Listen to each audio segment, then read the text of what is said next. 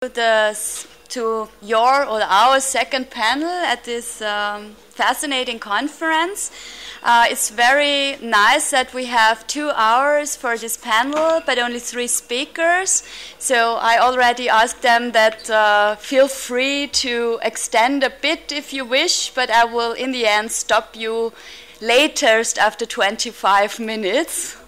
On the other hand, I have to apologize that my designation as chair came rather late.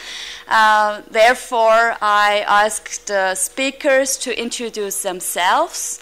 I would say I will stick to the original program. So we will start with Renata, then to Andrea, and then to Petra, and we will have a discussion all together in the end. On the other hand, I have to remind all of us that we have simultaneous translation, and therefore please be slow.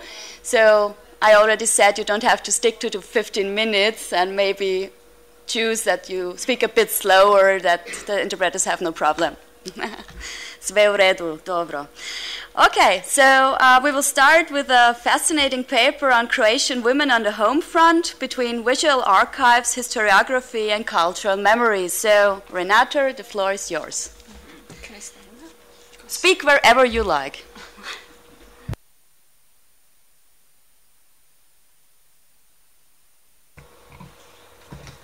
First of all, I would like to greet all of you. So I'm coming from the Institute of Ethnology and Folklore Research from Zagreb. I'm associate of the Department for Oral Literature, and the area of my study is women history of 20th century, women's autobiographical texts, memoirs, particularly memoirs of women political prisoners from socialist period. I have a book about women culture memories also. So for this particular occasion, I prepared only a few hypotheses that will be hopefully developed in a study at the end of my research on women and the First World War in Croatia from the perspective of feminist historiography.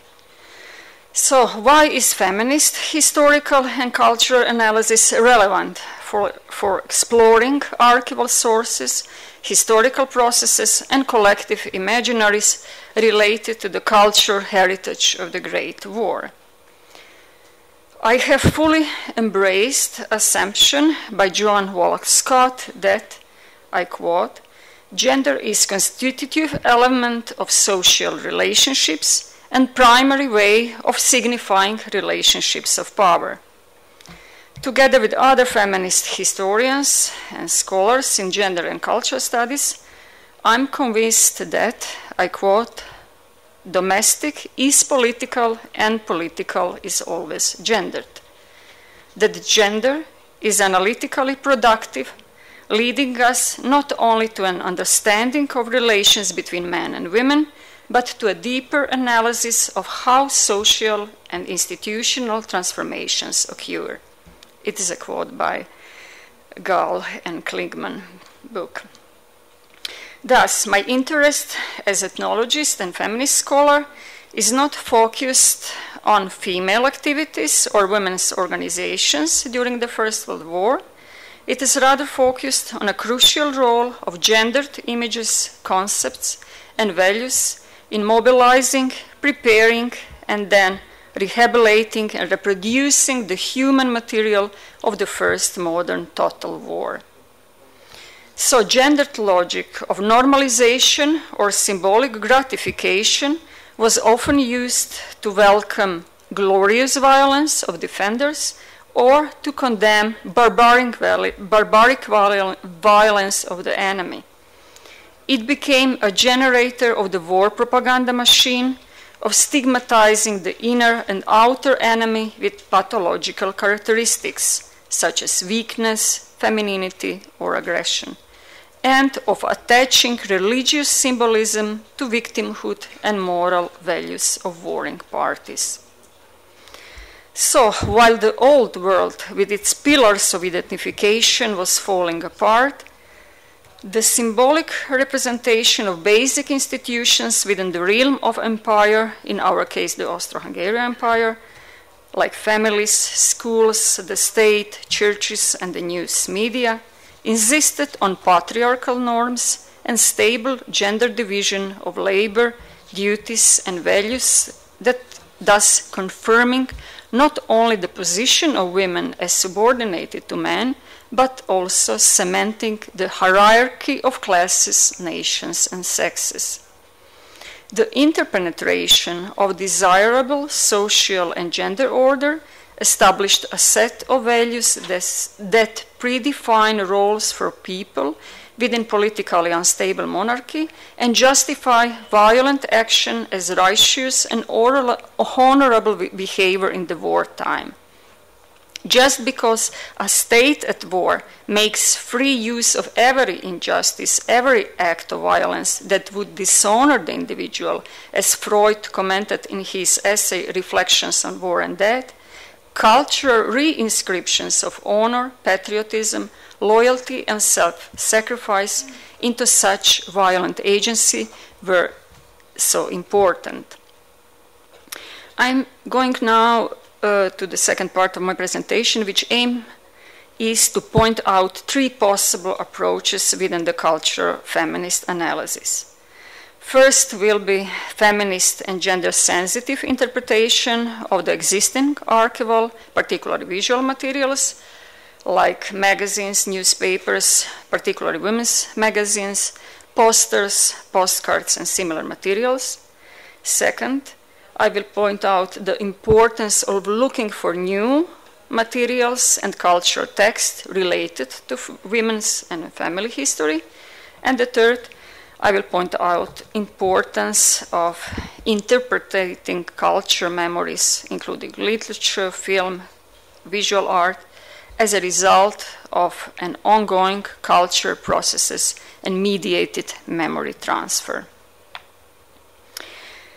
As we will observe on a few illustrations chosen from the wartime propaganda, with the help of idealized and sublime quality of femininity and masculinity, defining the private and the public domain, or better to say the front line and the home front, monarch expert in public relations wanted to win the sympathy of the Croatian population and to help them to orient themselves in military matters. So the functions of the war propaganda representation of militarized men and women will be, first, to represent its military and empire, military and administrative rule as apostolic and sacred. Second, to celebrate the royal family as a role model of family life, promoting social and supranational unity and intimacy. Third, to galvanize monarchy subjects with Austrian patriotism and unconditional loyalty to Habsburg dynasty. Then, to reinforce a sense of Catholicism in conflict with Serb Orthodoxy. Then, to activate a sense of alliances, religious tolerance, and cultural proximity with former enemies, such as Ottoman Turks. And finally, perhaps, to push unbearable conditions of war into feminized zone of disorder, poverty, moral corruption, and fatal destiny. So on the one hand, there is symbolic transformation of mighty, paternal, imperialist, repressive empire into patronizing and maternal homeland, and on the other, the reaffirmation or reinvestment of celestial aura and divine political legitimacy into Austrian imperial crown and its actual sovereigns. First Franz Joseph, and then Karl Franz Joseph Ludwig, or Charles I of Austria with his wife Zita, represented as ideal apostolic rulers. The actual beatification of the deposed king by the Catholic Church happened in 2004, so that the Karl Franz Joseph Ludwig has become known actually as Blessed Charles of Austria. So the legitimation of the empire rule as given, celestial, historically unchanging, was suggested and offered in commodified form by royal heraldry, decorations, medals, plaques and badges, but also by living pictures or tableaux vivants. Just me find for you one of such. So it is one example of living pictures or tableau vivant from Makarska. So living pictures were particularly popular art form since they offered monumental and theatrical presentation of the royal past as fixed, noble, and authoritative.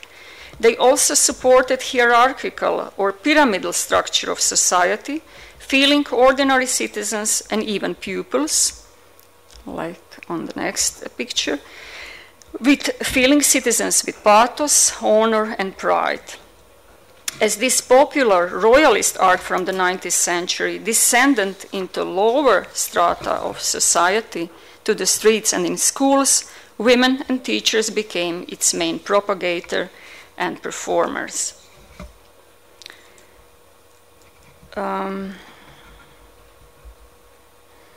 So it is one representation of the royal pyramid that makes connections with Catholic pictures, and it is made for women actually, that women can embroider some parts of the picture. On the other side, the ugly and brutal face of war reality, together with its restrictions on food supply, famine, mass death, war orphans, infectious diseases, and moral corruption, was most often illustrated by subverted gender order and misogynistic representations of women as irresponsible, unfaithful, or frivolous, or, as in this picture, as allegory of death and political anarchy, or also as a representation of moral corruption in society. The second type of my visual materials contains photographs taken by Croatian officers at the different front lines, from Galicia to Jerusalem. The significant number of them represent an officer accompanied by local women. Better to say, he usually put his arms around women in something that should be a hug. If the title is given to the picture by the author or by the editor in the news magazine, it occasionally says, "Cheerful scene from the front line, moments of relaxation and fun."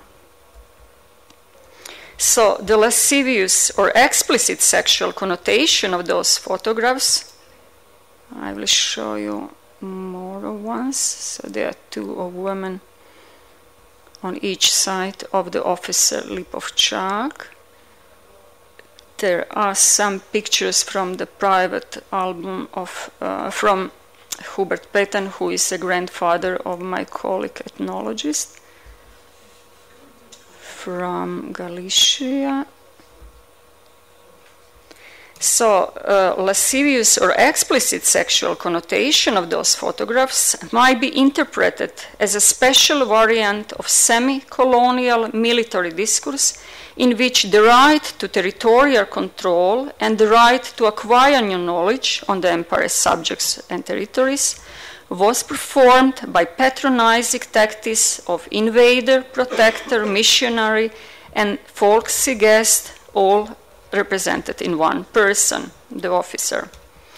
In order to mask the obvious disparity of power and the ambivalent borderline position of the territory belonging to the enemy but inhabited by friendly Slavic people, such as Ruthenians or Ukrainians, or the Slavic people in Bessarabia or Furlania, Croatian officers displayed their encounters with women as friendly companionships aimed at mutual satisfaction and pleasure.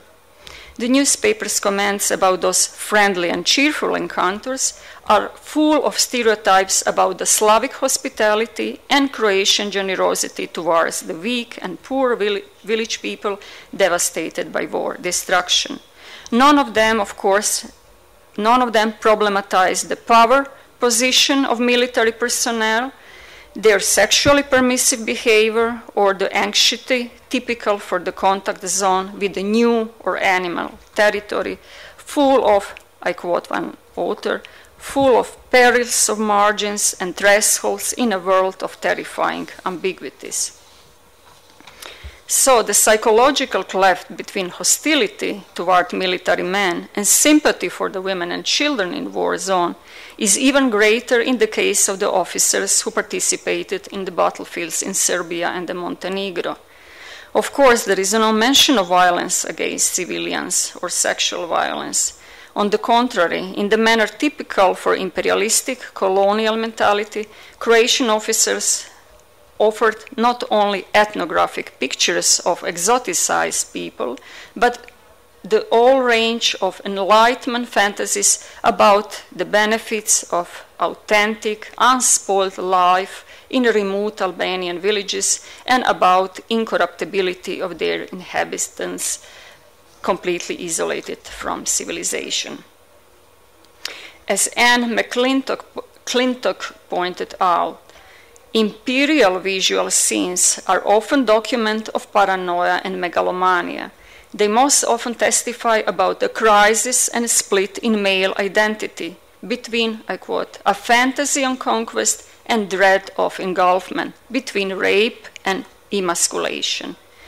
Namely, paranoia related to the social problem of women's infidelity on the home front concealed the ethical unacceptability of double standards of prescribed behavior for women and men, not only during the wartime, and the legitimacy of first feminist demands for gender equality. Photographs taken by Croatian officers, as those from the albums by Hubert Petan, demonstrate the popularity and mass use of new photographic technology in the front line, thus confirming it as, I quote, as a technology of possession, promising that those with capacity to make such perfect representation must have the right to territorial control. End of quote.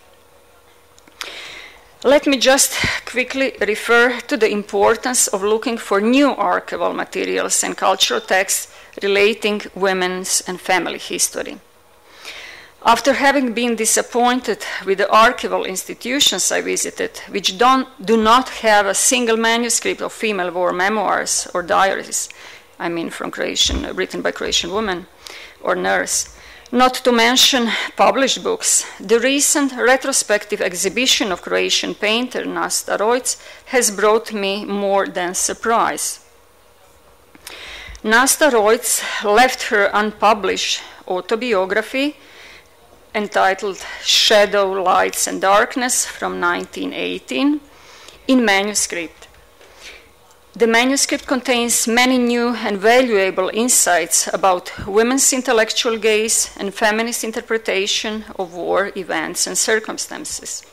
In any case, this text is a golden mine for a feminist research and comparison with much more famous war diaries of Miroslav Krleža or Ivan Meštrović.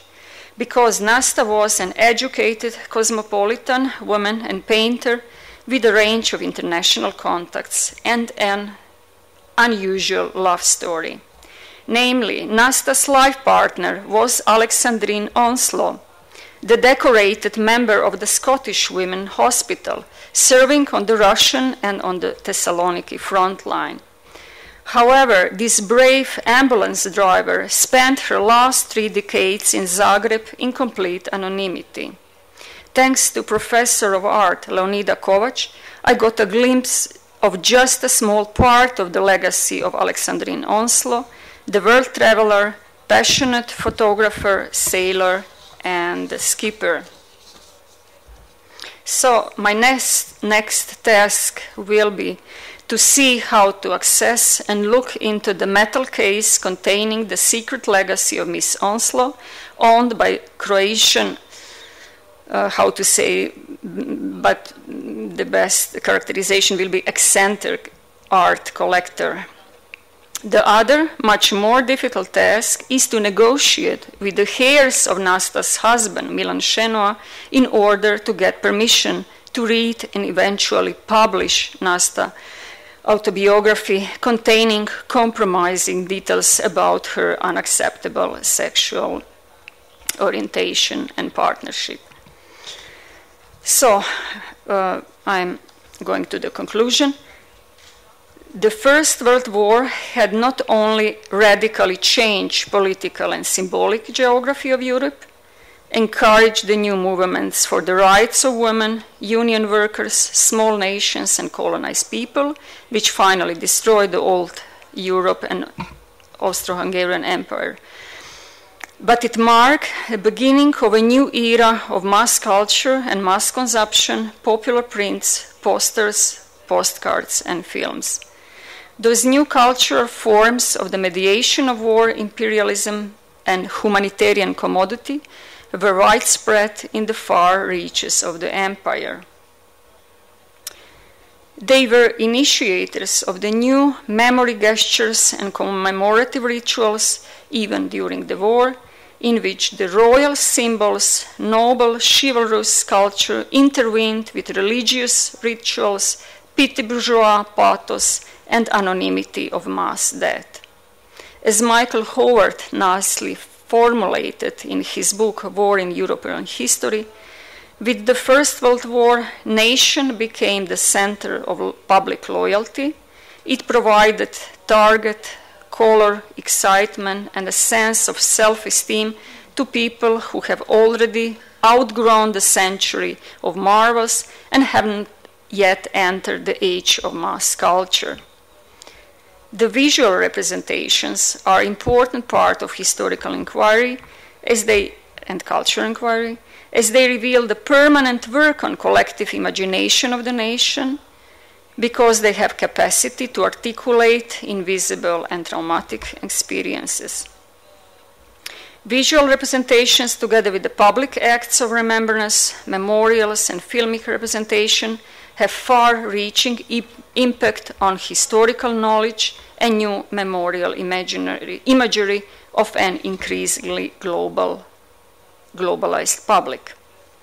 As one contemporary historian, feminist historian, Anne Rigney says, with the help of various media and memorial forms, later generations recall things other people experienced, and do so from the conviction that those past experiences have something to do with the sense of our history.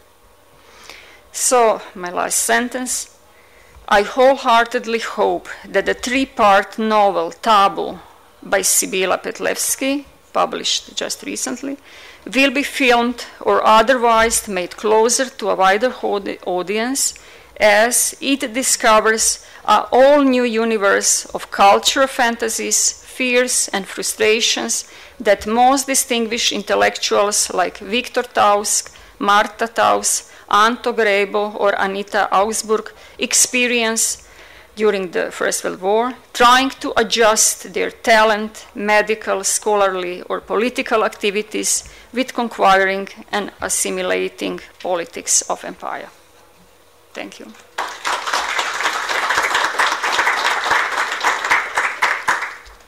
Thank you very much, and for your fascinating and very interesting paper. I already have a lot of questions for the discussion, so very inspiring to think of the role of women, which was so different how it was before 1914.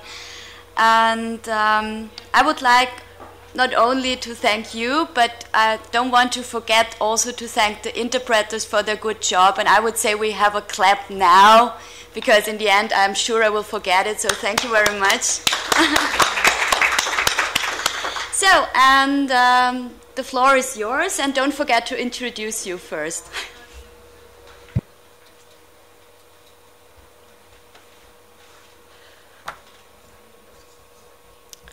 First of all, I would like to greet you all.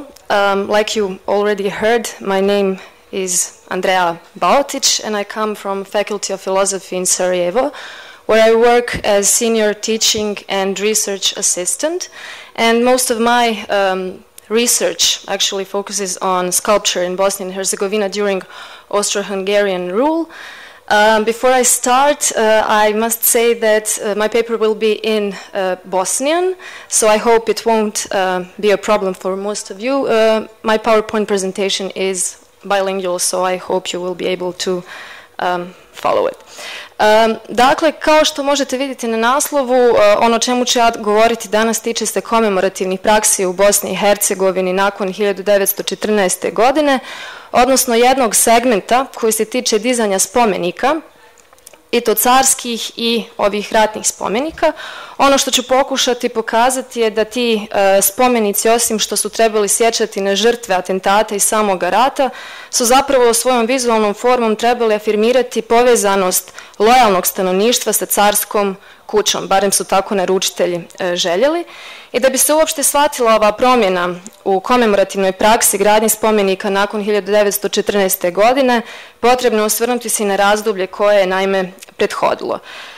Naime, u duboko orijentaliziranoj zemlji, kakva je bila Bosna i Hercegovina, koja su u sastavu Austro-Ugarske monarhije počela otvarati zapadu i osvajati stečevine europskog civilizacijskog kruga, gradnja spomenika je u ovom okupacionom razdoblju bila isključivo u rukama režima, te je zbog političke obazrivosti rezultirala malobrojnim i prilično skromnim ostvarenjima.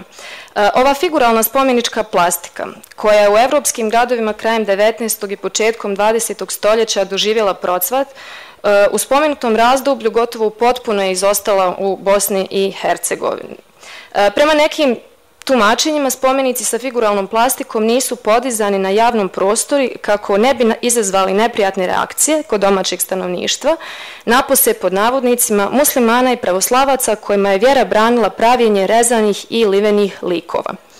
Dakle, u nastojanju da vlastitu politiku ne dovede u pitanje i da ne naruši odnose među pojedinim nacionalnim skupinama, odnosno konfesionalnim skupinama, Austro-Ugarska je uprava zaustavljala i otežavala čak i one inicijative koje su poticale od domaćeg stanovništva, a koje su se odnosile na podizanje građanskih spomenika znamenitim književnicima. Takav je primjerice bio slučaj s inicijativom oko gradnje spomenika Simi Milutinoviću, potom Ivanu Franu Jukiću u Banja Luci 1893. godine, protiv koje je bio i sam ministar zajedničkih financija Benjamin von Kalaj. Ovo njegovo protivljenje proizašlo iz konteksta politike takozvanog bošnjaštva kojom se nastojala izbjeći bilo kakva dezintegrativna nacionalna ideologija, a koja je svakako mogla biti ojačana komemoriranjem narodnih prosvjetitelja. Ovim Kalevim nastojanjima da se učvrsti položaj Austro-Ugarske uprave u okupiranim pokrajinama daleko je usklađenija bila politika podizanja vojnih spomenika i onih spomen obilježja koja veličaju događaje vezane za kuću Habsburgovaca. U Bosni i Hercegovini su tako isprva komemorirane austrijske trupe i vojnici koji su nastradali prilikom okupacije 1878. godine, a evo kao što ovdje možete vidjeti podizani su im spomenici u gradovima diljem Bosne i Hercegovine. Dakle, riječ je o memorijalima koji su pretežno imali piramidalni oblik, odnosno formu obeliska ili pilona, a najreprezentativniji je bio podignut na preslici kraj Doboja. I kada već govorimo o ovim spomenicima u formi obeliska, treba još spomenuti i spomenik koji je podignut u Bosanskom Brodu 1887. godine. Dakle, riječ je o obelisku sa dvostrukim orlom na vrhu te komemorativnom pločom na postoju spomenika koji je imao za cilj sjećati na trenutak kada je car Franjo Josip 1885. godine po prvi put kročio na bosansko-hercegovačko tlo. I kako je sam putopisac Heinrich Renner primijetio, spomenik je sjećao još na dva događaja, dakle prodor Eugena Savojskog, isto tako prelazak barona Filipovića preko Save 1878. godine, dakle prilikom okupacije. Sasvim jasno da je ovaj spomenik postavljen na graničnom prijelazu u Bosnu služio kao demarkacija imperialnog teritorija, onog koji će tek 2 decenije kasnije zvanično biti anektiran. I evo još u kontekstu spomenika koji su podignuti u Bosni i Hercegovini prije 1914. godine treba još spomenuti zanimljiv spomenik hrvatskim velikanima koji je podignut krajem 90. godina 19. stoljeća. Zanimljivo je dakle da su njegovi ugradnju inicirali katolici i okružni predstojnik Bihaća kako bi isti spomenik sjećao na plemiće iz 16. stoljeća čije su nadgrobne ploče otkrivene u Fethija džamiji 1894. godine. Zajedničko ministarstvo financija se njegovom podizanju nije usprotivilo, čak štaviše finansiralo ga je, pošto su ministar Kalaj kao i povjesničar Lajos Taloci smatrali da spomenik ima politički značaj jer sjeća na borbu koju su sudjelovale hrvatske, mađarske i austrijske trupe prilikom odbrane Bihaća od Osmanlija. A u ovom kontekstu 19. stoljeća mogao bi spomenik služiti kao simbol zajedničke borbe tadašnjih naroda Austro-Ugarske. Vjerovatno iz tih razloga je za vizualno rješenje spomenika usvojen nacrt Karla Paržika, jednog od najznačajnijih arhitekata za samu Sarajevo u ovom razdoblju, koji je spomenik oblikovao u klasicističkom, da kažemo, stilu. Klasicizmu kao stilu koji je često primjenjivan kada su se željeli iskazati univerzalne, odnosno nadnacionalne vrijednosti, a kao što možete vidjeti on je danas u potpunosti ruiniran i gotovo ništa od svog prvotnog izgleda nema.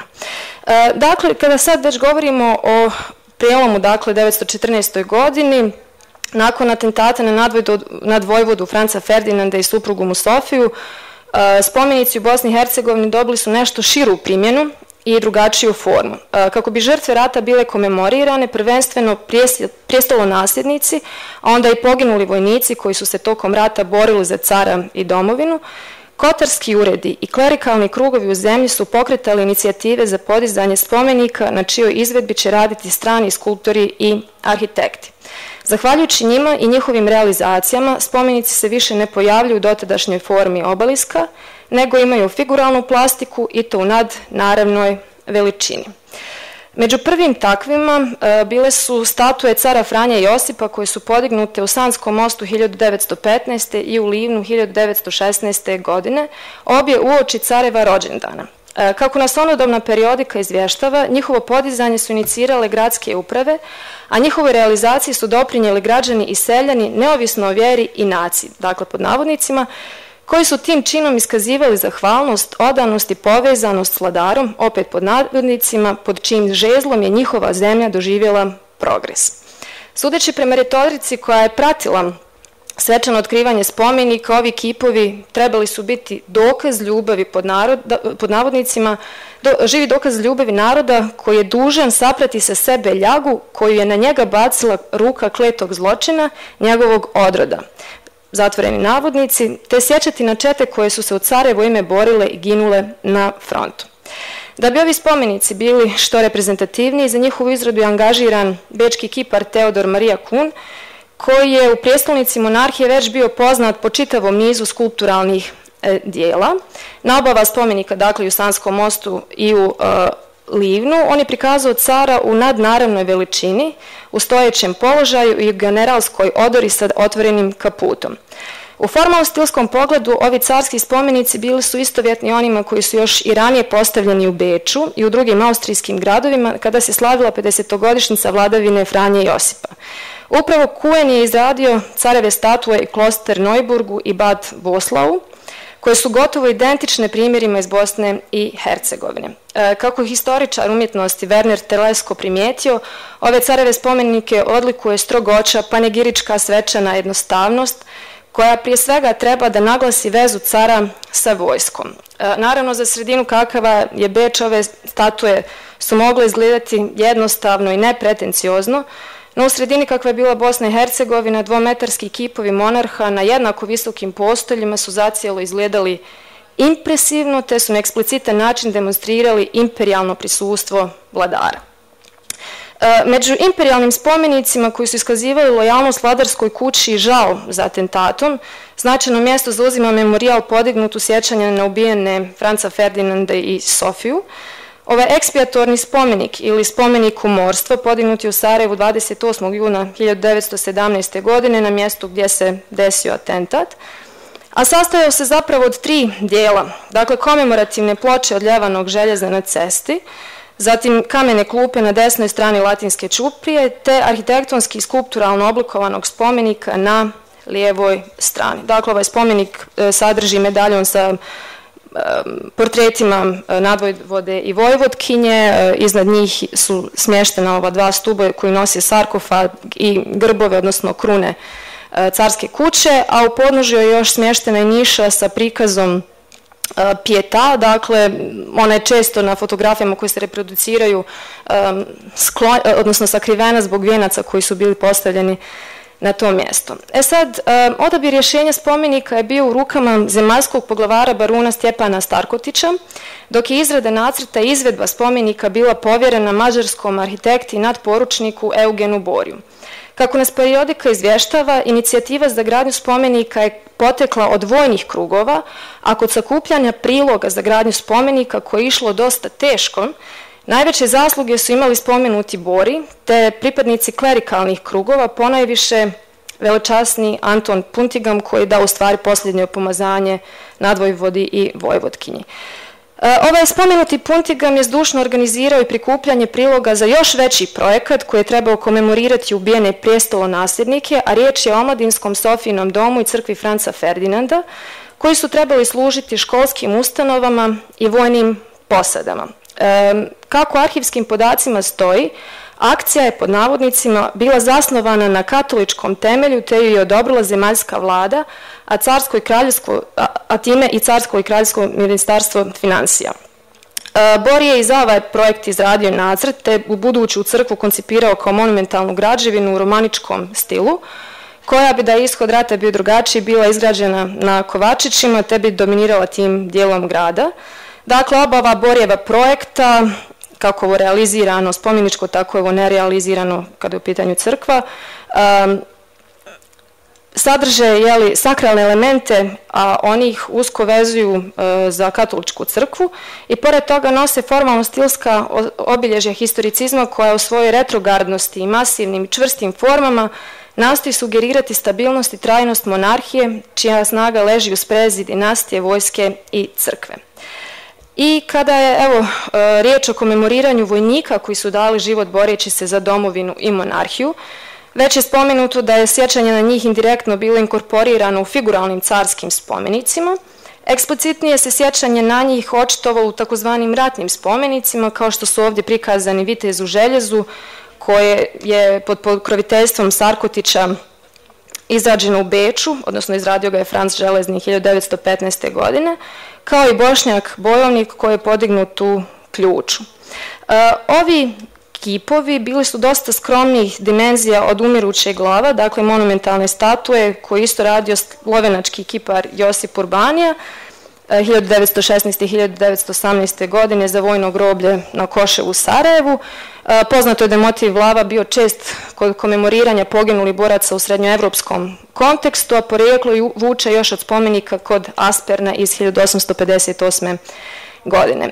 Za razliku od ovog spomenika koji je kroz 19. stoljeće postao gotovo simbol univerzalnog karaktera, statue bosanskih vojnika su bile specifičnije jer su imale nacionalna obilježja koja se mogu iščitati iz njihove uniforme. I slično bi se moglo reći za skice, slično bi se moglo reći i za skice ratnih spomenika koji su bili predviđeni za Bihać i Maglaj, a čuvaju se u arhivu Bosne i Hercegovine. Ovi su napravljeni u više varijanti i nepoznati autor ih je radio, a zanimljivi su jer sadrže elemente islamske arhitekture kojim se trebao podcrtati vjerski identitet poginulih boraca. Koliko je poznato, oni nisu nikada izrađeni, a među nerealizirane zamisli o izgradnji ratnih spomenika treba uvrstiti ideje bečkog arhitekta Hansa Bergera, koji je u časopisu Bautechniker 1917. godine iznio nekoliko prijedloga o lokaciji i izgledu jednog postratnog memorijala, uzimajući u obzir prirodno okruženje Sarajeva te potrebu da se podigne monumentalni spomenik koji će biti upečatljiv. Berger je ponudio arhitektonska rješenja koja bi akcentirala brdske padine oko grada, a koje su u formalno stilskom pogledu historicističkog karaktera i podsjećaju na vilhelminske spomenike. Dakle, evo za kraj, jedno od osnovnih pitanja vezanih za spomenike se tiče njihove mogućnosti da kroz vizualnu formu sačuvaju sjećanje na određene događaje i osobe. Pitanje stila u tom kontekstu je naročito značajno, jer ne samo da pokazuje ukus vremena, već i sredstva kojima se vladajuće strukture koriste da bi iskazale vlastite vrijednosti i htjenja. Može se u konačnici reći da su se spomenici podignuti u Bosni i Hercegovini nakon 1914. godine uobličavali u akademskom i historicističkom izrazu kao reprezentima ukusa vladajućih i vojnih struktura, a kojima se nastojala iskazati lojalnost kući Habsburgovaca. Figuralna plastika nije izostajala više radi obzira prema domaćem puku, već je štaviše poslužila radi demarkacije imperialnog prostora te afirmacije onih identiteta koji su bili bliski režimu. Koliko su ti identiteti bili krhki, isključivi, to jest složeni i promjenjivi, možda najbolje govori činjenica da je većina njih nakon rata i uklonjena. Zahvaljujem na pažnji.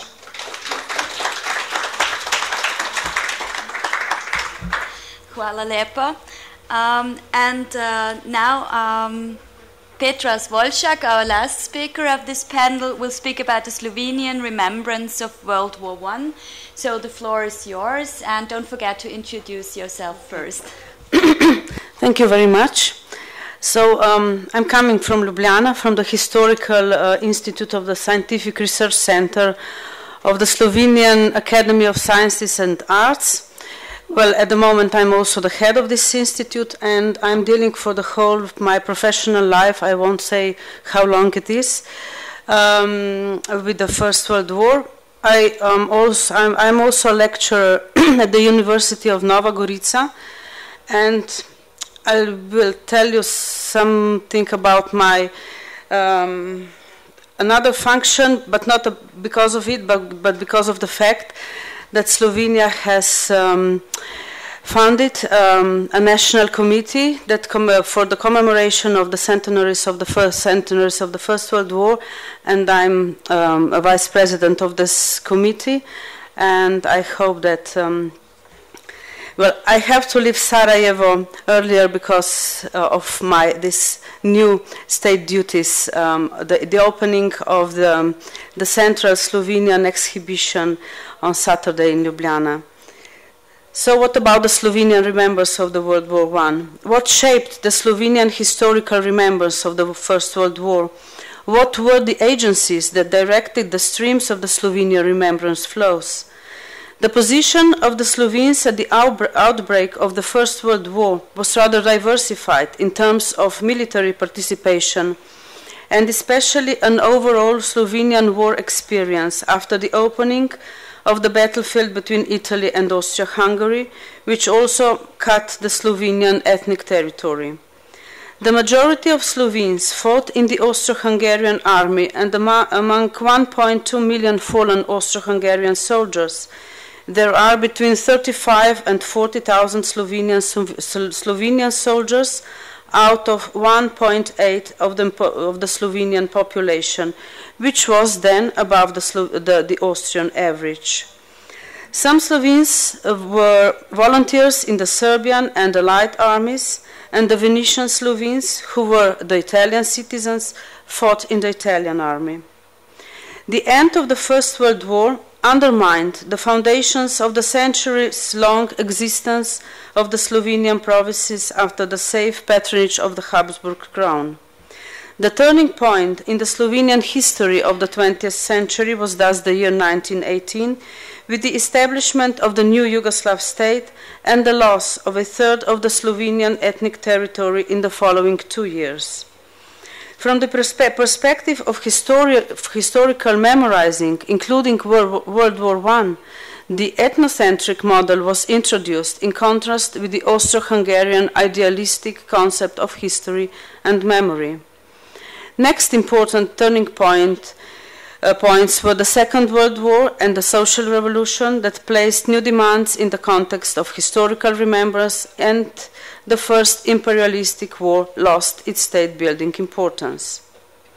The historical remembrance in the first Yugoslav state was put to a severe test by the very separating memories and situation between winners, liberators, unifiers, and on this other side, losers, liberated and unified, which marked the course of historical remembrance of the Great War, as there was not possible to celebrate victory and defeat at the same time.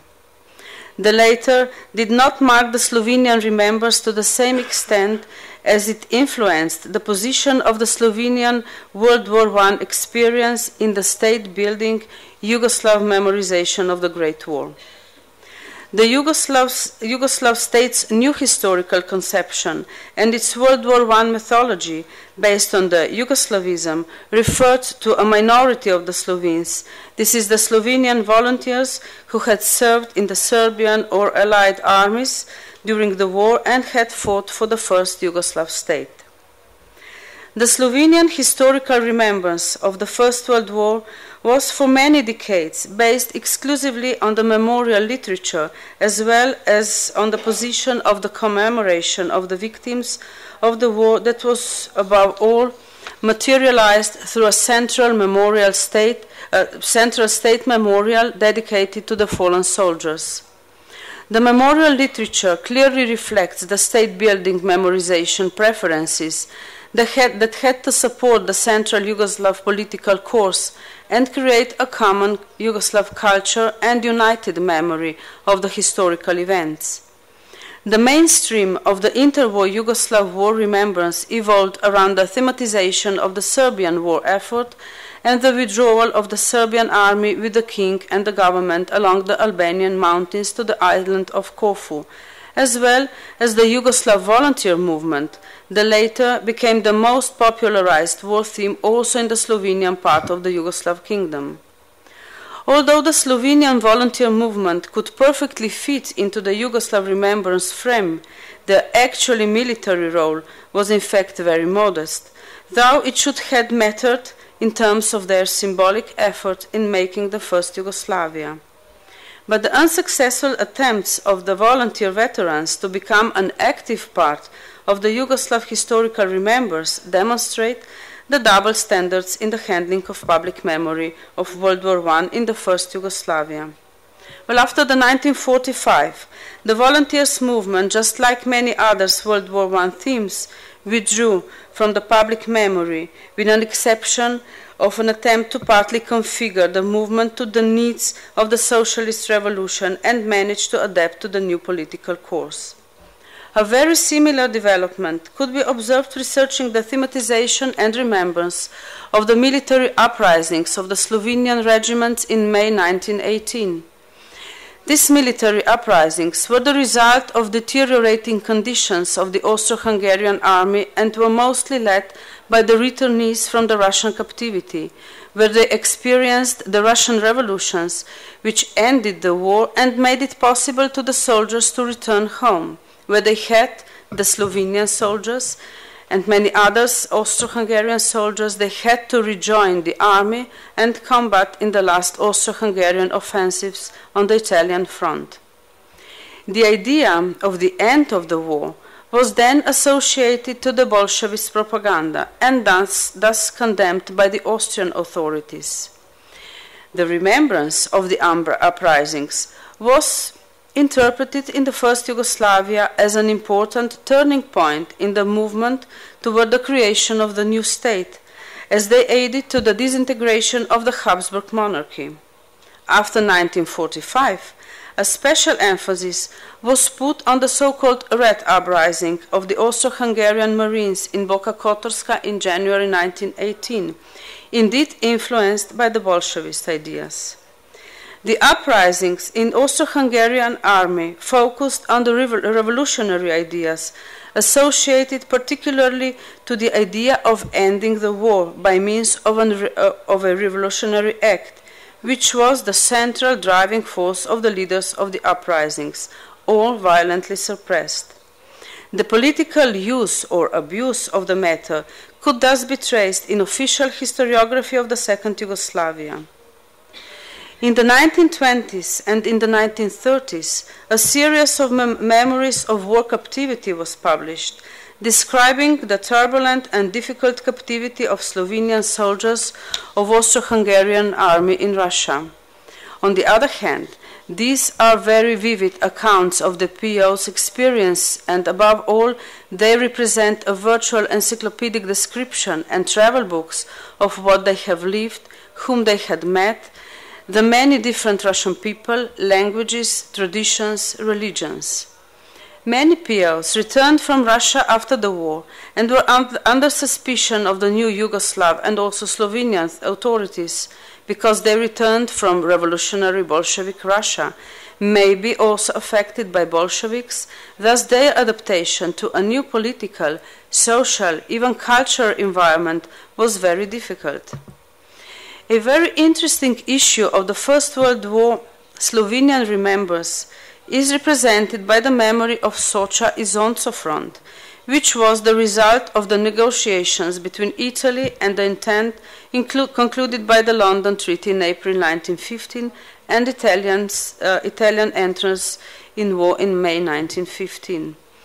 Although some of the most striking and powerful memories and newspaper articles on the Socha front had been published in the period of the First Yugoslavia, these had been just isolated occurrences without any public, even less official governmental interest. Why did the Slovenian front, as we used to call it, the Socha front, remain in the shadow of interwar Yugoslav remembrance of the Great War, although the war on the front practically involved the whole Slovenian territory and turned upside down the everyday life of each and every inhabitant of the Slovenian lands? The Socha front was certainly not a Yugoslav-making front, although there had been attempts to organize a volunteer movement in the Italian front as well. The Yugoslav Committee decided to support the Yugoslav volunteers in the Serbian army because the Kingdom of Serbia did not want to compromise the relations with the new ally, although Italy was promised in the London Treaty the Austro-Hungarian territories that could have become a part of new Yugoslav state. This is the littoral, inhabited by the Slovenes and Croats, parts of Slovenian territory and some Croat island, among other things promised to Italy. The post-war phase of the above-mentioned territories, the Italian occupation immediately after the war, and the annexation of after the Treaty of Rapallo in 1920 laid a heavy burden on the memorization of the war on Socha. Due to Italian oppression, no public memory was permitted on these territories, not even the unveiling of the memorial plaques or monuments to the fallen Slovenian soldiers coming from this territory. On the other hand, the Italian government raised up monumental ossuaries along the whole former front, thus 3 also along the Socha River in Kobarid, now in Slovenia, Oslavje near Gorica, Gorizia, Grc, with a very dense Slovenian population, and the biggest in Redipulja. If this could be a reasonable explanation for the absence of public memory, including printing memoirs and other writings, as until 1928 the use of any form of Slovene was prohibited by the fascist regime, and the withdrawal to the private and intimate sphere, the problem of non-memorization and the absence of thematization of the Slovenian front remains unanswered. Now, even the Slovenian veterans who fought on the Socha front wanted to write down their testimonies, and only after many decades, after 1980s, many memories have been issued, many written from the point of view of a soldier than that of a Slovenian soldier fighting on the Socha front. They usually do not display moral hesitations about serving in the, as it was usually interpreted in the 7 decades long Yugoslav period, foreign army. Anyway, the Slovenian soldiers had performed their military duties, bearing in mind also the fact that they had defended their home yards, with the exception of some desertions of a military unit of Lieutenant Ljudevit Pivko to the Italian side, where he tried to gather the South Slav volunteers to fight against Austria-Hungary, and some isolated cases in which the deserters had chosen, as like Piuco, a lesser evil. But Piuco's post-war faith clearly reflected the actual political environment in the new Yugoslav state. Piuco was seen as a traitor, and he was not acknowledged the status of a volunteer, as he acted against the decision of the Yugoslav Committee on the organization of Yugoslav volunteers exclusively in the Serbian army. Thus, the struggle for public memory and recognition of the sacrificing effort of the Slovene soldiers during World War I, during the First Yugoslavia, was taken over by the Slovenian veteran organization, who had to convince the Serbian and Montenegrin comrades, whose war was crowned with victory, as John Horn put it, that their war experience should not have been neglected by defeat, but acknowledged as well. In the interwar Yugoslavia, the inter-allied victory culture was certainly prominent, but in terms of position of veterans, it was also potentially exclusionary. Some Serbian and Yugoslav veteran associations were aware of the gap between the victors and the vanquished and tried to incorporate the Austro-Hungarian veterans into its ranks, but they were also repeatedly reminded by the Italian comrades of the fact that many South Slavs, especially Croats, fought against Entente interests during the war. The reconciliation amongst former enemies was not only the central issue of the international veteran movement, but an important domestic concern. And despite many attempts of the reconciliation, the fact remains that the central figure of the pro-Serbian volunteer was also the most powerful symbol of culture of victory, which was the case in many Eastern European, the Habsburg successor states. They gained heroic attributions as they had fought for a virtual army of a non-existing national state and played a crucial role in forging the united Yugoslav national identity. The principal activity of Slovenian war veterans was thus concerned around the economic issues of the veterans, war invalids and war widows. Their dedication to the memory of their fallen comrades resulted in more than 160 memorials and memorial plaques all over Slovenian territory, with the exception of the territory annexed to the Kingdom of Italy. But they were unable to ensure a public commemorative place, a central Slovenian memorial or a monument to the unknown soldier, promoted and somehow adopted by the Slovenian political hierarchy, whose actual political powerlessness reflected also in inability to provide the necessary funds for such a monument. On the other hand, the Avala Memorial was constructed as the last attempt of Yugoslav government and the king to confirm the Yugoslav identity and unity, which could not allow the separate tribal or national Slovene, Croat, even Serb remembrance of the past events. The end of the Second World War and the creation of socialist Yugoslavia altered the Slovenian as well as Yugoslav narration of the First World War events and processes. Although the themes had not changed, the social revolution brought new perspective. The social revolutionary elements were introduced in the historical narrative practices, but what is more important, the First World War became a second-class remembers theme, which did not fit well in neither in the concept of supranational martyrdom of the partisan liberation movement during World War II, nor in the concept of brotherhood and unity of the post-Second World War socialist Yugoslavia. Only after 1980s, new and an awakened public interest in World War I caused an increasing interest, producing many war memoirs, exhibitions, private museums, and a systematic and modern historical research. The central theme of the historical remembers became the Socha Front, also by establishing the first Slovenian Museum of World War I in Kobarid. For some time, the memory of the Social Front somehow even colonized the Slovenian remembrance of the Great War, as the average Slovenian associates the Great War with the Social Front. Anyway, the decades-long Slovenian oblivion of the First World War came to an end quite simultaneously with the democratic changes and the Slovenian independence, which could be a mere coincidence. But the fact is that the historical remembrance was getting more introverted on one hand, but also conceptualized in a wider European perspective. Thank you very much for your attention.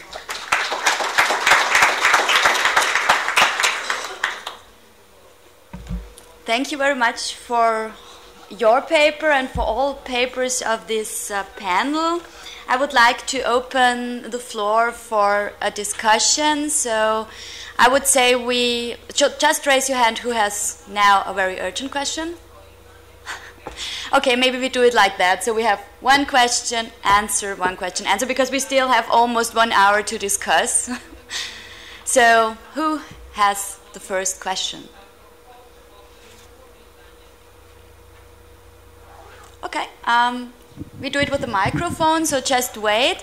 And please, because it's a big conference and I do not know every one of you, just introduce you first, say your name and your affiliation, please, and then raise the question. Svetlana Suveka, Moldova State University in Chisinau. I have a question to Ms. Baotić.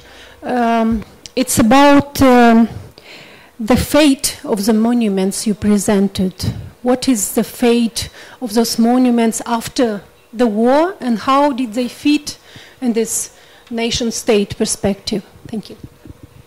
So, like I said, most of these monuments were removed from their original places.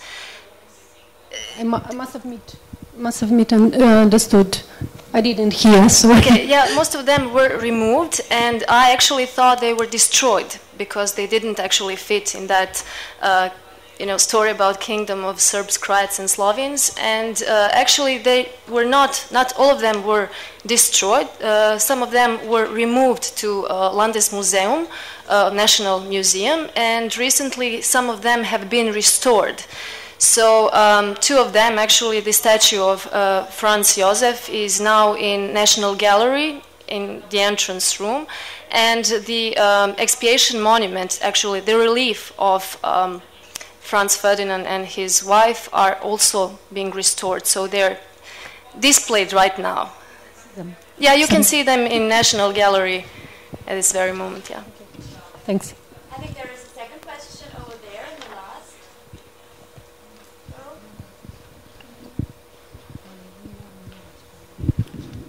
last. Nicola Moll, I'm a historian, but I have no affiliation, so I can't present any affiliation. Actually, I wanted to ask the same question, but perhaps just to Andrea, just to be a little bit more precise around that. So, was there any discussion, public discussion in the Kingdom of Serbs, Croats, and Slovenes around these monuments when they were removed? And especially, I was wondering, because the line in the Kosovo cemetery is still there. Was there any discussion about this? Why is this monument basically still standing? Have you any explanations for this? Okay, thank you. Well, when it comes to public discussion in Kingdom of Croats, Serbs, and Slovenes, I don't think there was any discussion, because the main goal was to commemorate Karađorđević family. So, imperial monuments to Franz Ferdinand or to Franz Josef didn't have really place. Instead, Gavrilo Princip was actually being commemorated in his deed. So, on the same spot where that expiation monument was erected, in that time was erected another commemorative plate saying that Gavrilo Princip on Vidovdan did heroic deeds. So that was the goal, to put this, the light on the other side. And what was the other question? I'm sorry. Kosovo, yeah. Yes, the line. Federal Commission for Preservation of Monuments decided to restore it in 2003, and I think that it was also not a matter of public discussion, but initiative of few people actually who worked in that preservation committee. Among them were some professors that work at Academy of Arts in Sarajevo, so there was actually no public discussion. And is there any example of one monument which was transformed? Mm-hmm. Means which, one of the imperial monuments which was not removed but transformed into another kind of monument during the kingdom, or do you know any? Do you mean on some specific? No, it's just a question, because you said most of them were removed. So yeah, is there anyone which was maintained but transformed to give it another signification? Well, Lion Cemetery, because, it was built for Austro-Hungarian army, but during and after World War II it was partisan cemetery, so Lion itself didn't have any conflicting elements in itself. It was more universal symbol of fight and stuff like that, so yeah, that would be. May I add something, because yesterday I was at this lion, and it's not only the lion, but there is one commemoration plate which reminds of one regiment. So was it replaced during the Yugoslav era and then replaced again? I'm sorry, but I don't really know about that in particular commemorative plate, what happened. Yeah, it's really small, and if you're not really going into deep, you don't see it, but it's about a regiment and the honor of occupation of Bosnia. Yeah, well, we have discussion going on whether the Franz Ferdinand monument should be replaced on its original place. For some people it's the occupier, and it has nothing to do in Sarajevo. For others, Gavrilo Princip footsteps should be replaced, put back on the same spot. So it's still open to discussion, and you can always see the shifting ideas or ideologies that can appropriate one monument or dismantle it or remove it. So I think sometimes it's really hard for a historian to understand why something remains. So not why it is replaced, that's much easier, but the hard way is to find out sometimes why it's still there. Sometimes it's hard even to understand why was something being built, because I didn't mention it, but Ivan Rendić, one of the most significant sculptors in Croatia, was commissioned to build Franz Josef monument in Bosanski Petrovac, and he did that. Actually, he made a plan for it, but with the idea that the monument will be soon replaced with some other bust or a statue. And he also complained that the city authorities who asked him to do that, in the end didn't pay him for the job done. So you can see how people can change their minds in a short time. Thank you very much. Nicola, do you have one more question? Okay.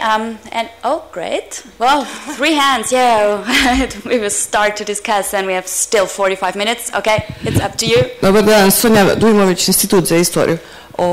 Pošto sam ja bila brža, ja sam uzela mikrofon, a mislim da jednostavno zbog odgovora ovo koje je prethodni kolega postavio, a to je oko spomenika. Htjela sam samo reći da je iz naše perspektive princip bio slavljen za vrijeme kraljevine SHS u onoj mjeri u kojoj mi smo očekivali. Međutim, revolucionarnost dijela nije bio omiljena tema uopšte u kraljevini SHS. Njegovu, kako bi rekla, ostavštinu, Gavrilovu ostavštinu su stvari preuzeli Sokoli i oni su prvi koji su u stvari preuzeli dan, ali ne Vidov dan kao svoj dan koji će slaviti, nego dan kada su ubijeni mladobosanci, oni koji su bili punoljetni, znači 3. februar. To je bilo, a treba naglasiti da je ploča Gavrilu Principa u stvari da je ona podignuta tek 1930. godine. Znači, on se počeo vrlo kasno obilježavati i ono što je za državnu strukturu kraljevine SHS, taj čin Gavrilov nije bio baš povoljan, jer je on u svojoj ideološkoj potki imao tu revolucionarnost, smjenu vlasti i on nije bio omiljena tema, niti je on bio prihvatan od svih struktura, čak ni srpskog korpusa, nego samo od pjesnika, intelektualaca i omladine. Dakle, oni koji su išli odozdo, dakle, takozvanih nižih klasa. A htjela sam još nešto reći, ali sad sam u momentu oko hajke i oko toga takozvanog, jel tako, dijaloga javnog, da li da se ukloni spomenik Francu Ferdinandu. Najglasniji su naravno bili što se tiče Sarajeva, govorimo o Sarajevu, glasnik radikalne stranke Srpska riječ, koja je pokrenuta marta 1919. godine i u onom smislu u kojem je su htjeli da uklone ćirilične natpise, ne znam, činovnike iz uprave koji su govorili njemački i tako dalje. U tom smislu je bilo, napokon je uklonut, treba ukloniti spomenik, treba natpis otkloniti. Tako da je s te strane, ako to možemo nazvati nekom javnom glašću, nekim dijalogom javnim, onda oni jesu poticali uklanjanje tog spomenika i kao, jel tako, pozdravili gromoglasno. Hvala vam, izvinite na brzini moju. Ako smijem, ja bih zahvalila na ovim komentarima. Naravno, evo, Gavrilo Princip... I da izrazim zadovoljstvo što Renata Jambrešić Kirin ovdje u Sarajevu i da uvijek uživamo kad ona ima nešto da kaže nam. Dakle, ovo što se tiče Gavrila Principa, ja možda nisam bila jasna, nisam ni rekla da je baš od političkog vrha iz Srbije sad došlo da se to mora skloniti.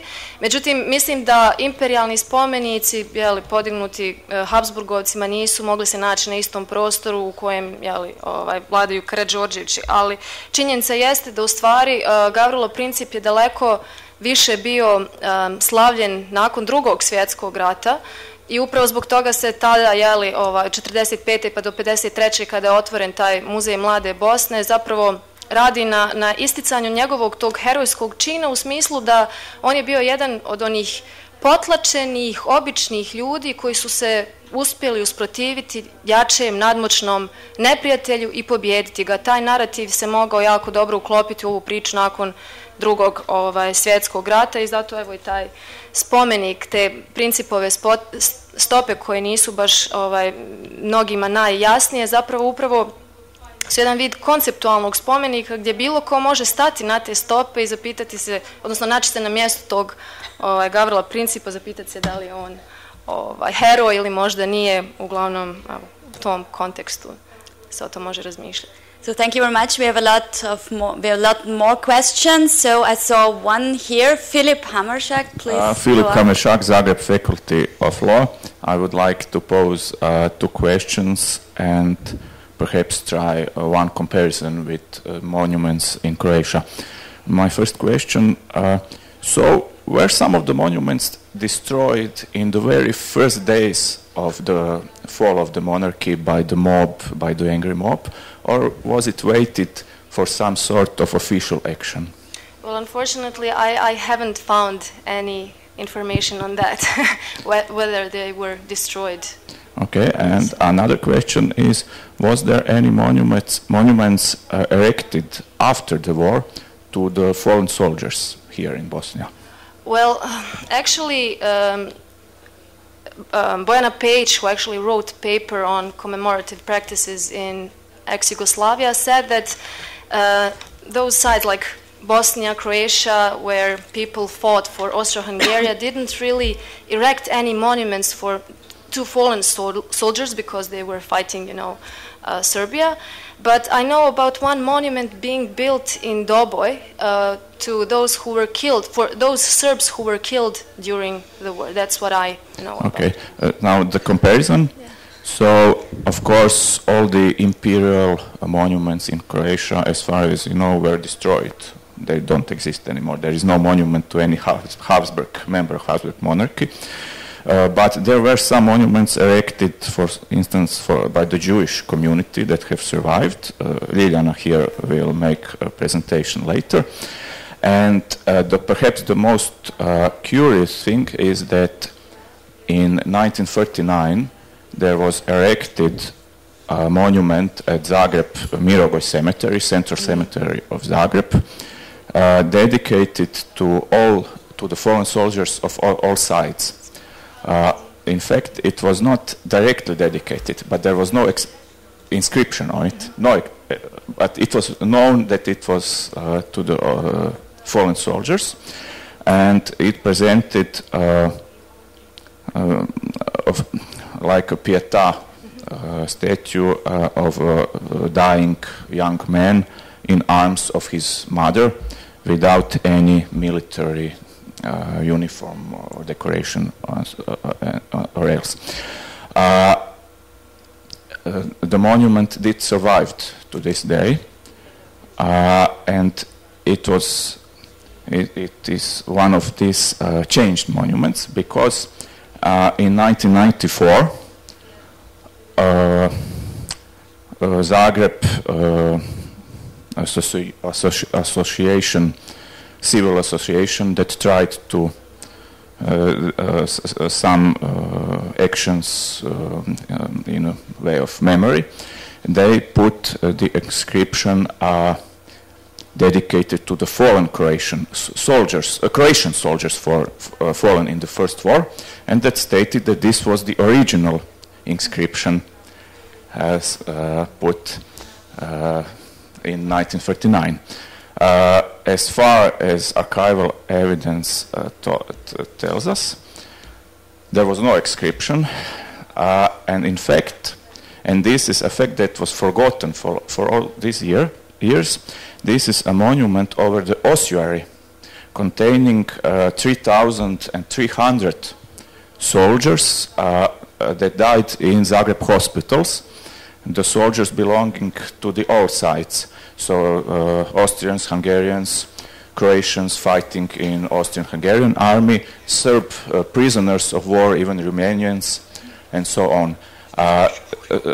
So there was a monument in Zagreb built during the first Yugoslavia, but not dedicated, not directly, but indirectly dedicated to all the fallen soldiers. So and there are also some small monuments on several Dalmatian islands dedicated to the Dalmatian soldiers fallen in the First World War that have survived all the way from the First World War till now. And of course, they don't contain any. They didn't contain any Habsburg insignia, politic inscriptions. One is interesting in a way. It was probably modified because it is a monument dedicated to fallen soldiers of that little community, island community.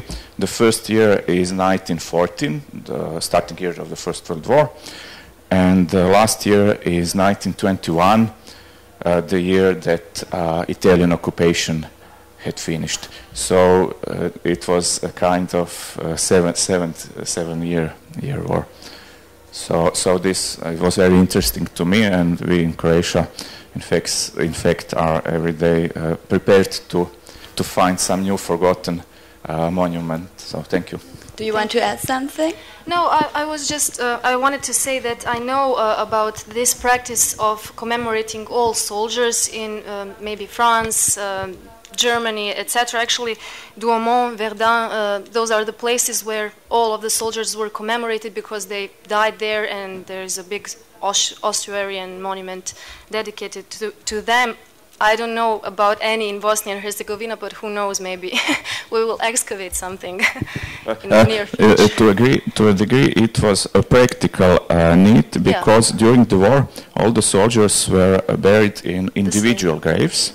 And after the 20 years had passed, the city and the graveyard authorities were faced with the decision either to destroy these graves because nobody was paying the rent, or to put them in one. So it was a mixture, an unclear mixture of idealistic, commemorative and so on, and financial motives. Maybe we should leave it like that and save some important points for the discussion during the break.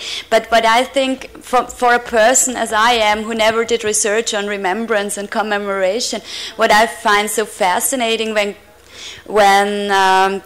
go to courtyards, graveyards. It's not the official commemoration plates, but what really survived in many, many times are the normal graves where you still can see who lived and worked there, and you can see really they were proud of their car titles and so on. And many of them are still there. So what I found fascinating is there you can still, beside any official commemoration, see that who lived there, who worked there. But I have a question for Renata, because the last years I've worked on, for example, the state of emergency in Austria-Hungary and occupation, and what I find so fascinating is always to have a focus on, was there a different home front, a different Hungarian, Austrian and Bosnian home front? And for the Croat case and the Croat women, it's interesting if there had been some kind of Hungarian Croat women, Austrian Croat women, and Bosnian Croat women, and if there had been any differences. Actually, I haven't researched this particular topic, but as far as I know, all those women organizations who were very active during the First World War, actually all political parties and all political NGOs or associations were actually forbidden, except those with humanitarian goals. And there were a lot of women organizations, and it must be also mentioned that a significant part of their activities was collection of money for building those first memorials, even in Herzegovina, in other places, not only in Croatian part of the empire. So women were assigned as vestals to care about remembrance. So they work together cross even during borders. the war, Okay. and some of their actions, and even those humanitarian actions in the favor of the starving children in Herzegovina, and some actions for refugees, so to say, and war orphans from Istria. So there were a lot of transnationally oriented action. So I always ask myself, for example, when they beg for money inside the administration or for the ministry, if you're a woman working in Croatia, in Hungarian Croatia, then you have to beg for money in Budapest, and the other ones in Austria. I have no idea, but does this happen, or did they work all closely together and ask everyone for help or financial support? I really don't know, because I'm not a historian, so not familiar with historical documents about the connections.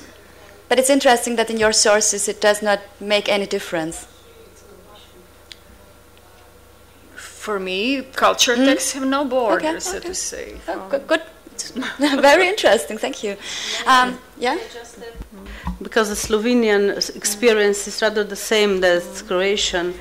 Let's say, the Slovenian women, the mobilization of the home front was fit perfectly in the Austrian home front, let's say, the Austrian women, Austrian child, those frames that Austrian authorities somehow built for this, let's say, women participation in the war. But it changes in 1917 with the gathering of the Austrian Parliament, and the May Declaration that declares that the Slovenes, Croats, and Serbs of the Habsburg Empire would like to live in their own third part, always under the Habsburg crown. The Slovenian women begin to put forward also political demands. So this is a slight change in the politicization of the, let's say, the women the women, not movement but activities during the First World War, and then they just make pressure also on the Slovenian political authorities. Just to mention, the Slovenian women had gathered 2,100 signatures for this May Declaration, and this was really a hard task to do, but they somehow won this let's say this battle for the political rights. So. Thank you very much, and we have 2 more questions. I see. Please go for. Where is the microphone? 3 more questions. We start with you, and then you on the right. And okay, Todor Čeprvanov, professor of the University Goce Delchev from Štip. I have a question for Andrea and Petra. What about today's situation? Do you still commemorate something from the First World War? Do you have some state commemoration, as the British and French did every year for this? Because we have in Macedonia this case on one occupiers came, they destroyed everything which the others built before them. And in Macedonia we have graveyards for all the armies who fought on the Macedonian soil. For example, German graves, French, British, Bulgarian, Serbian, but we have no Macedonian graves. Because Macedonians fought in the armies of all these Balkan states. And my question is why you don't celebrate something today, for example, in Bosnia? For example, why we want, because today we are in democratic states.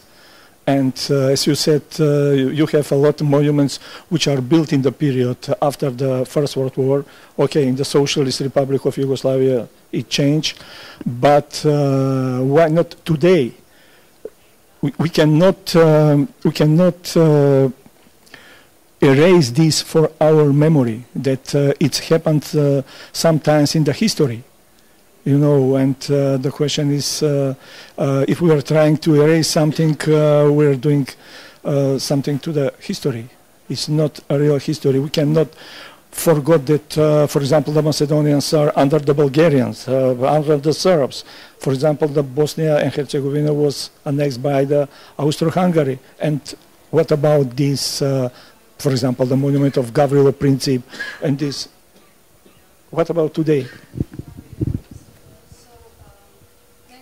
Excuse me. Many historians agree that actually memory as identity are categories that are not fixed, and they can be changeable according to a specific time. So actually we choose what to remember and what to forget. So I think that the monuments, especially in Bosnia and Herzegovina or in Balkans, show that remembrance is changeable. And monuments that are destroyed or erected or transformed actually prove that fact. Of course, it's 100 years from the beginning of the First World War, and now we remember that. But I think that in previous eras, focus was more on World War II, because it was more important for Bosnia and Herzegovina, the state of Bosnia and Herzegovina and Yugoslavia, etc. When it comes to nowadays, we don't have any more state, let's say, ideology that will commemorate this or that event. For example, anti-fascist organizations in Federation of Bosnia and Herzegovina and in Republika Srpska, they don't commemorate the same events on the same day. So you can say there's no state politics on commemorating at all. So that's the problem. Lack of state, politics in that matter are the one to blame. Is the one to blame for lack of commemorating World War I or World War II. So, and I don't think that in our schools children do learn as much as they do in France or Germany about World War I. So I think that the focus is not on that, on that level. I don't know if I have answered your question. I don't know, that's maybe a question for historians than art historian that I am, so. We have 2 more questions here on the right, so yeah, pick up the micro. I'm Melissa Bakovoy from the University of New Mexico, and first I want to thank you for your splendid papers. I like the mix of the interdisciplinary panel. I mean, it gives us fabulous kind of comparisons about this issue, of course, of social memory, and that I won't make a comment. I have questions for each of you, and Renata, that I'm very interested in the use of photographs and how they're deployed actually at the time that they first appear and then kind of throughout the interwar period. And I was just wondering if you've done any work looking at various photographic albums or calendars that are published actually in Croatia that often kind of return to both the imperial period as well as perhaps the wartime itself, and that might be through veterans organizations or, Hrvatska žena, which was a very important organization in terms of kind of building certain types of, having commemorative ceremonies and building monuments as well.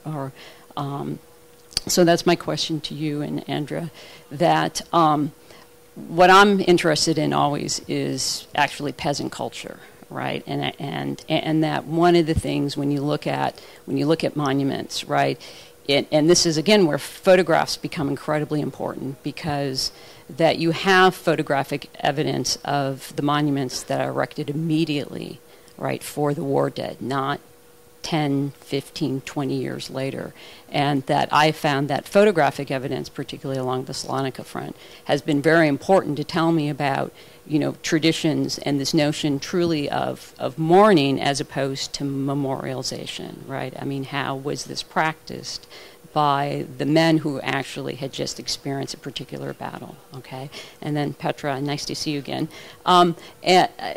You said that you've cataloged about 160 different types of either memorial plaques, fountains, and the like, and I would like for you to kind of talk a little bit more about those, and who were the various organizations or peoples, because I know you know this, right, that sponsored these, and what this meant really to kind of local communities and the people who had lost loved ones. So thank you.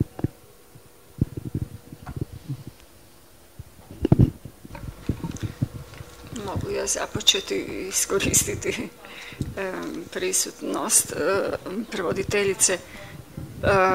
Ja sam htjela u svom izlaganju s jedne strane upozoriti dakle na pojavu novih tehnologija, mislim fotografija koja nije bila nova, ali je postala dostupna dakle velikom broju vojnika, a osobito naravno ovih iz viših komandnih struktura ili oficirima, i taj val komodifikacije, da tako kažem, katastrofe, dakle pojavu ilustriranih magazina, fotografije, razglednice i posteri kao takvi koji su apsolutno željeli apelirati na podsvjesni, da tako kažem, dio recipijenata. Dakle, tu su se oni s jedne strane odvojili, a s druge naslonili na ovu religijsku tradiciju. Dakle, važnost jakih vizualnih simbola, dakle, mogućnost identifikacije, to su, dakle, vrlo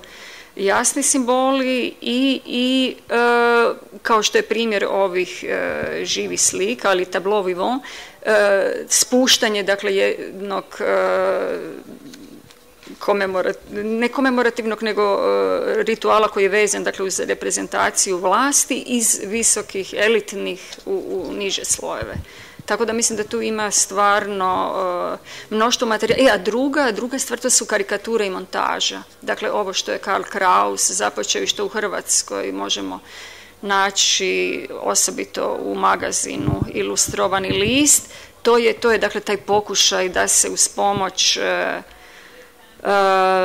suponiranja, dakle, različitih istina, da tako kažem, ili različitih strana, dakle, tog rata s jednog strane, krajnje brutalnosti, krajnje destrukcije, krajnog raščovječenja, a sa druge ovih patriotskih ideja o velikom, slavnom i herojskom ratu, da se to nekako pomiri. I to je recimo fantastično vidljivo u tom ilustrovanom magazinu 917. i 18. kad odjednom je dakle jasno da je kraj došao monarhiji, ali još uvijek, dakle do zadnjeg Božića imamo, dakle s jedne strane sliku ove kraljevske obitelji, kako ona slavi Božić, i s druge strane, dakle, fotografije ove hercegovačke djece koje su stvarno kao fotografije iz logora, iz Drugog svjetskog rata. Dakle, potpuno. A onda komentari apsolutno, dakle, nisu i politička, da tako kažem, arbitraža tu nije bila moguća, nego slike su opet te koje, dakle, jednostavnim suponiranjem jedne i druge stvarnosti ili ove službene istine i ona koja će doći već sutra, nadomještaju, dakle, mogućnost ove političke artikulacije i snalaženja, da tako kažem, u tom vremenu. Jer, mislim, moramo biti svjesni da je bio niz novina drugih političkih stranaka, ovih opozicionara, ali da je vojna cenzura bila aktivna i da je stvarno velik dio tih članaka u tim novinama bio cenzuriran.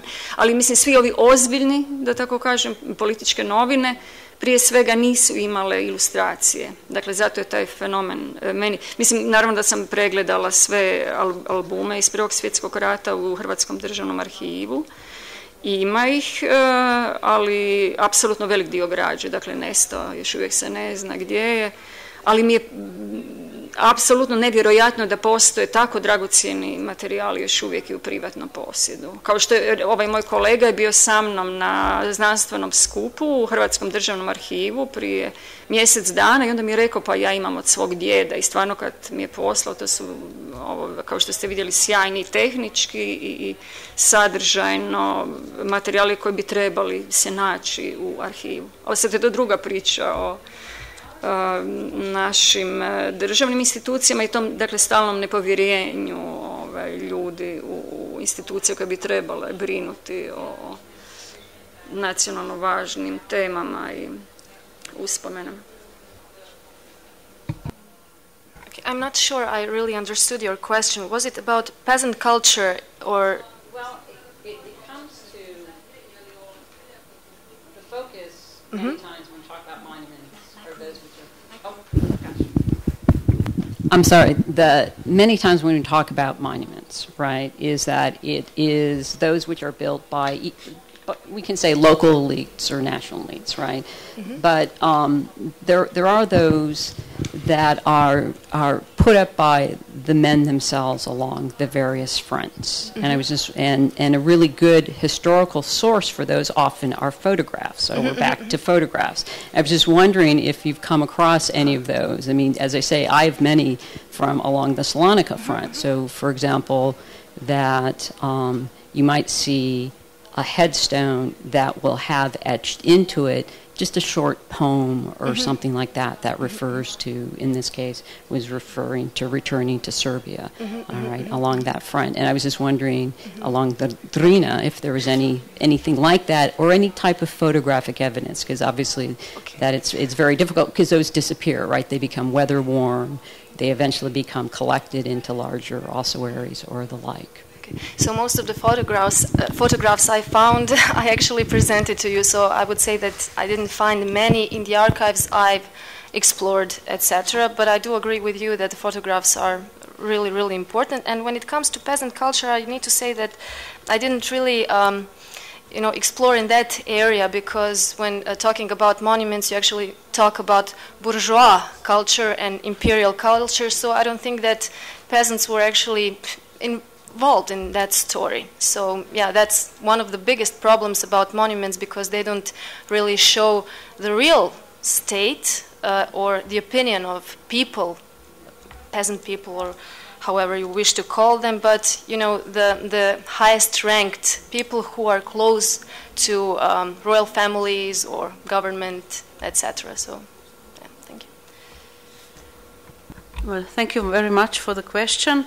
So regarding the Slovenian, Slovenian monuments, the monuments were a kind of result of cooperation between the local communities and the veteran organization, the League of Combatants. which mostly raised money, whereas the local community erased the monument, put the inscription. The most usual inscription was that to the fallen soldiers, 1914, 1918. There was no motherland, no fatherland. Is somehow neutral for the Austro-Hungarian period and somehow fitting in this new Yugoslav frame. And what is very interesting, well, they were put mostly at the civil cemeteries, the center of the civil cemeteries in these local communities. 1/3 maybe of these monuments were put in the center, in the central square of a village of the city. Well, the big cities don't have really their central monuments, and we can find the inscriptions that all the fallen soldiers from that community are named. And this is a very good source for a historian, and you can also see this social impact, because let's say the members of one family had fallen, well, 3 father with 2 sons. So this is really a hard work, let's say, for a historian to do, but we always have to compare these sources with other archival sources. And there is what is interesting in Slovenian case, that somehow this veteran organization tried to, as I have mentioned, tried to erase the central monument, but it didn't work out.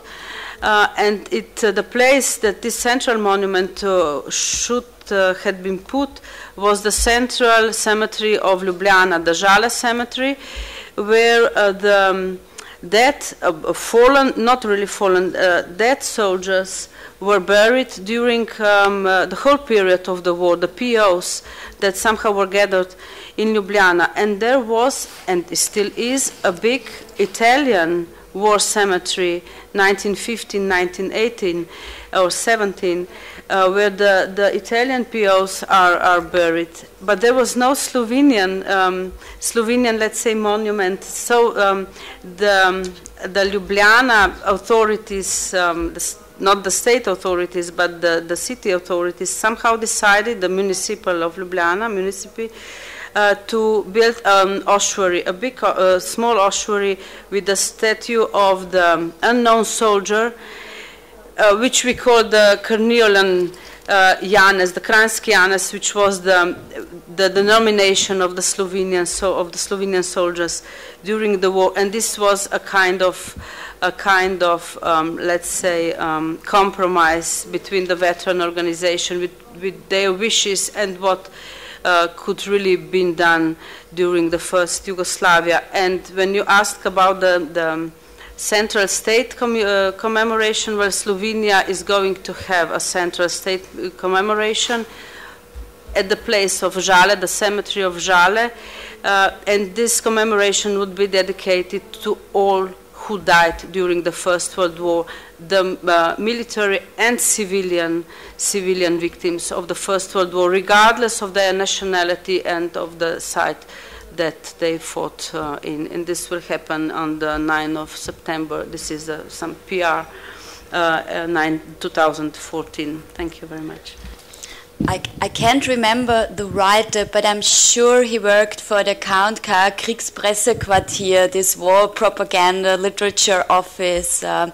But he wrote when experiencing the occupied part of Serbia, and he said, well, if the Germans conquered a town and you went into this town only 12 hours later, it's always like that they already erected some kind of monument made of wood or by collected shells and so on.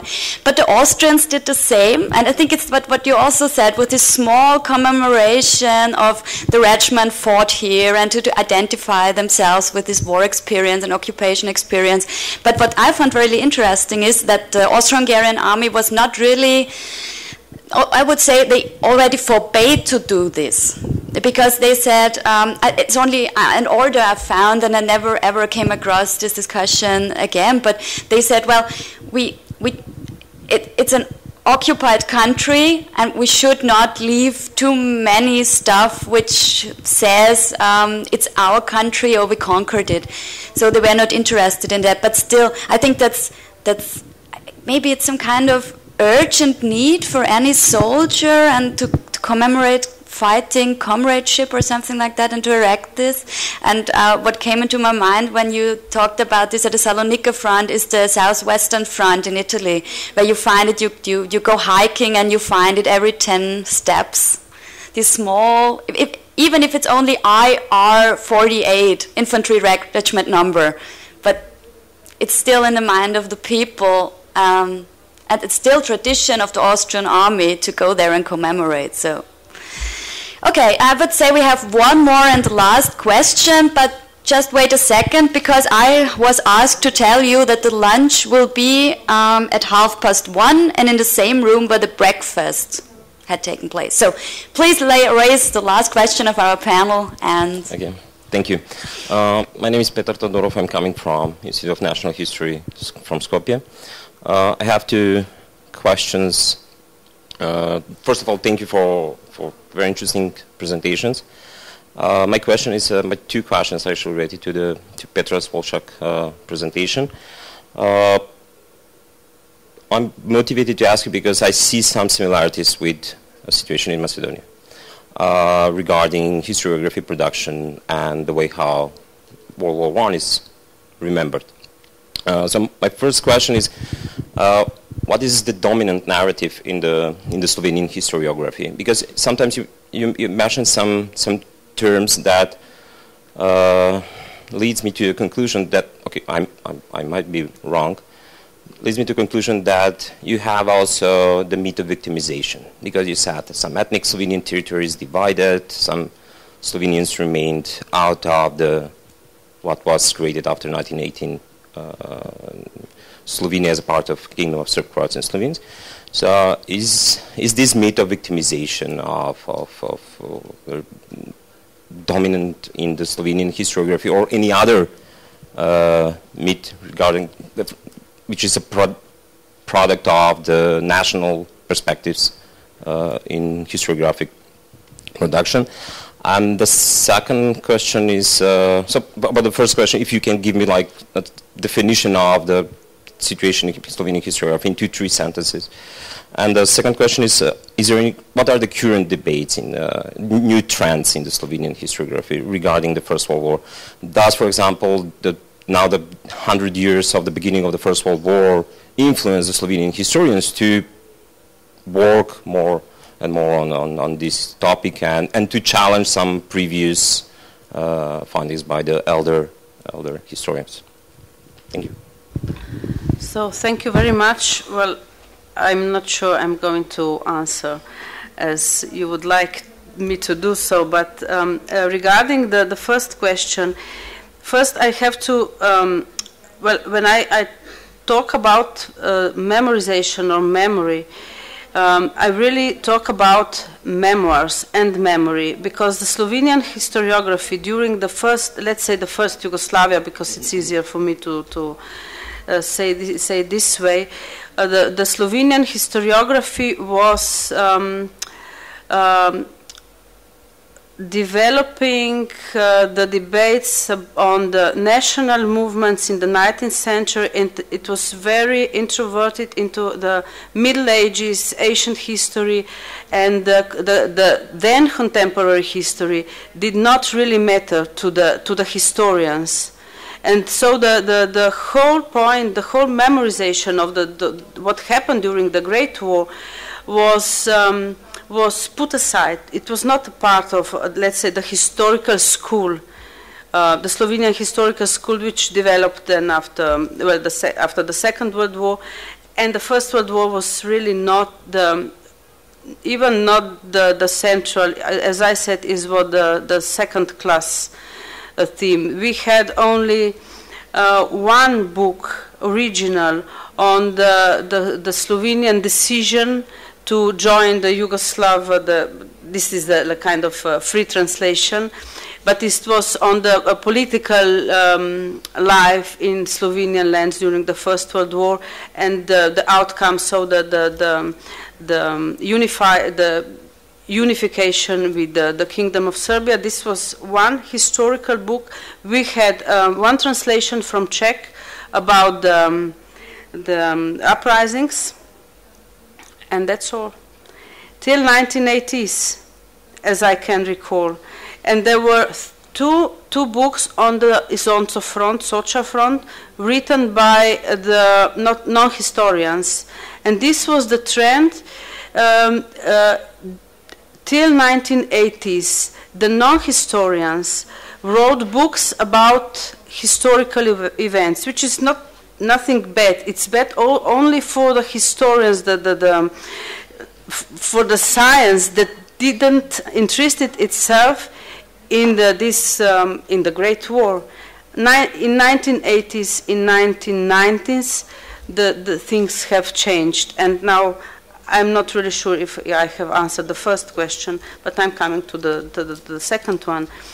I don't want to, let's say, to make PR for myself, but I'm a good example of how these changes occurred in, let's say now we are talking about Slovenia as an independent state.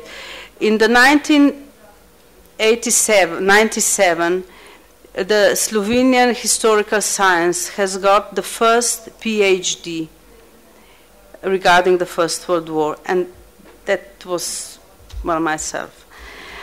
And we still don't have a group of historians that would concentrate, like I do, only on the Great War. And I wish it's going to happen in next year.